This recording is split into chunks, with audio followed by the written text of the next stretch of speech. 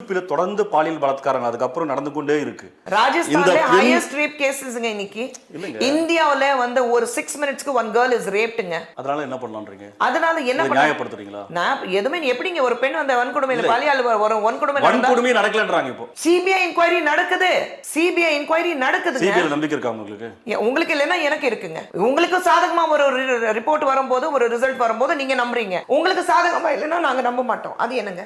சந்தேகமா இருக்கு. உங்களுக்கு சந்தேகமா இருக்கு. காவல்துறை, நீதிபதி, மாவட்ட ஆட்சியாளர் எல்லாரும் உள்ள இருக்காங்க. பத்திரிகையாளர் உள்ள போக முடியாது. சந்தேகம் இருக்குறதுனால தான சிபிஐ இன்குவைரி சொல்றோம். சிபிஐ தாண்டி வேற ஏதாவது 144 போட்ட இடத்துல பாஜகவுடைய ஆதரவாளர்கள் உயர் சாதியினர் அந்த பெண்ணுடைய வீட்டுக்கு சென்று போராடுறாங்க. யாருன்னு? குற்றவாளிகளை விடுதலை செய்யணும், அந்த வழக்கை வாபஸ் வாங்கணும். இந்த மாதிரி பாஜக மாதிரி நடக்கக்கூடிய ஒரு நிகழ்வு வேற எந்த அரசியல் கட்சியாவது இது இந்த மாதிரி நடக்குமா?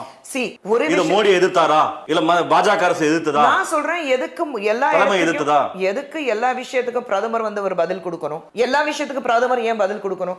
அந்த மாநில பிரச்சனை அவங்க பாத்துக்குவாங்க. சிபிஐ இன்குவைரி இருக்கு, அவங்க பாத்துக்குவாங்க. அப்ப இதே கேள்வி கேளுங்க, இங்க நடக்கிற விஷயத்துக்கு காங்கிரஸ் வந்து குரல் கொடுத்தாங்களா? தமிழ் மக்கள் மேல எனக்கு வந்து ஒரு அக்கறை இருக்கு, எனக்கு ஒரு சொல்ல முடியாத ஒரு நட்பு, ஒரு பந்தம் இருக்குன்னு ராகுல் காந்தி அவர்கள் சொல்றாரு. இங்க நடந்த வன்கொடுமைக்கு ராகுல் காந்தி வந்தாரா? பிரியங்கா காந்தி சட்டம் தன் கடமையை செய்து இங்க பிரச்சனை இல்ல.